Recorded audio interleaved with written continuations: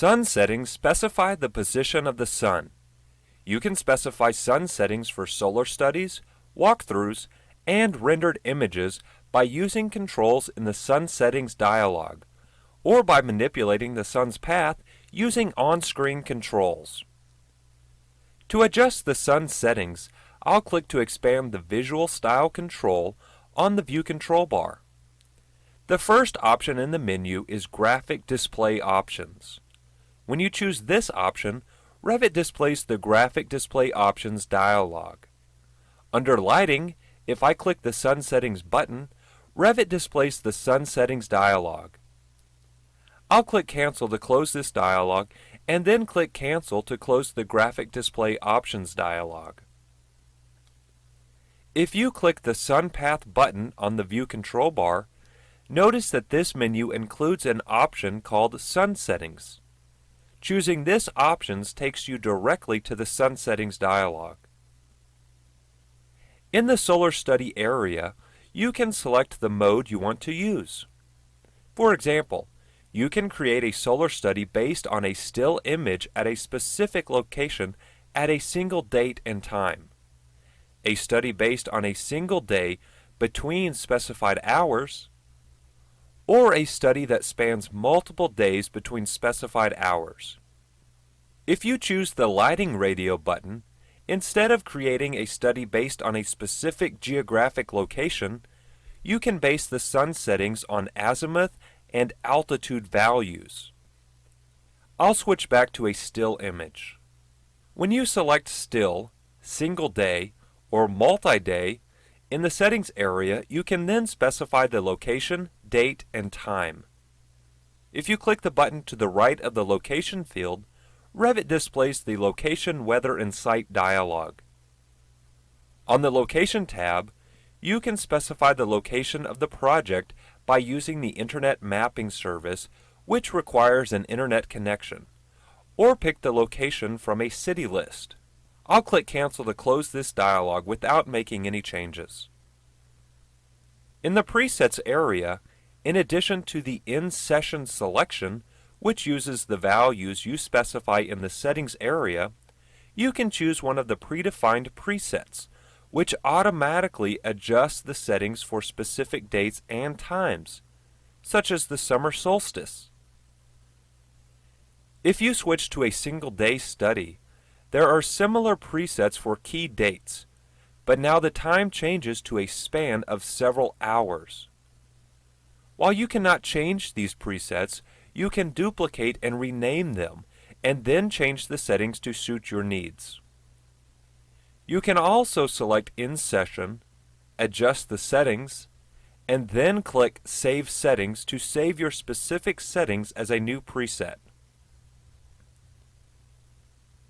I'll click Cancel to close the Sun Settings dialog, and then go back to the Graphic Display Options dialog. In the Lighting section, you can control the intensity of the sunlight and the intensity of ambient light. And if shadows are enabled, you can also adjust the darkness of shadows. I'll close this dialog. You can also display a sun path diagram and then use the diagram as a guide to help you create solar studies, or a visual indicator showing the sun's movement across the sky by date, time, and location. To enable the sun path diagram, on the View control bar, click the Sun Path button and choose Sun Path On. The sun path diagram immediately becomes visible. I'll right-click and zoom to fit so that you can see the entire diagram. The sun path diagram can be viewed in plans, elevations, and section views, in 3D views, and in perspective views. Realize that the diagram is actually interactive. You can click in the field adjacent to the sun symbol and adjust the time of day, or click in the field at the east end of the east-west axis and change the date, or click the arrow and then choose a specific date from a calendar. Note that the geographic location is based on your current project location. Selecting the actual project location is therefore important if you want to create accurate solar studies. If you select the sun path itself, in the Properties palette, you can adjust its size as a percentage relative to the view. Also, when I deselect the sun path and then scroll down in the Properties palette, you can see that this particular view has its orientation set to project north. So the axes of the sun path are at an angle relative to the view. I'll open the view named True North and then turn on the sun path. As you can see, in this view, the orientation is set to true north. So the sun path north-south axis is vertical and the building itself is now rotated approximately 20 degrees relative to true north. As long as the building is oriented properly in relation to true north, when you turn on shadows, they will be accurate. I'll open the 3D view, turn on the sun path, and then orbit around a bit so that you can see that the sun path is actually displayed in 3D. Again, you can select the field adjacent to the sun symbol and change the time of day, or the field at the end of the east-west axis to change the date. But notice that you can also click and drag on the sun symbol and simply move it along its daily path, thus changing the time of day. The sun path is divided into 15-minute increments from sunrise to sunset.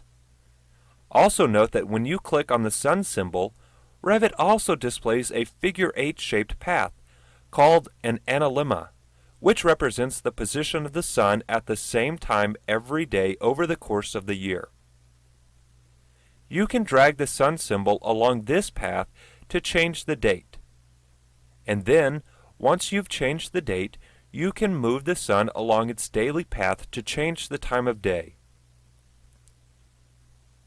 Note that any changes you make by adjusting the sun along its path will also appear in the Sun Settings dialog for this view.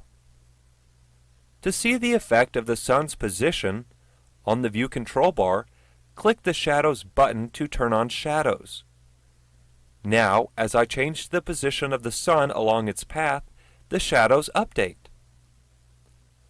When you turn shadows on, Revit needs to recalculate the shadows every time you make a change. This can significantly slow Revit's performance, so you should only turn shadows on when necessary.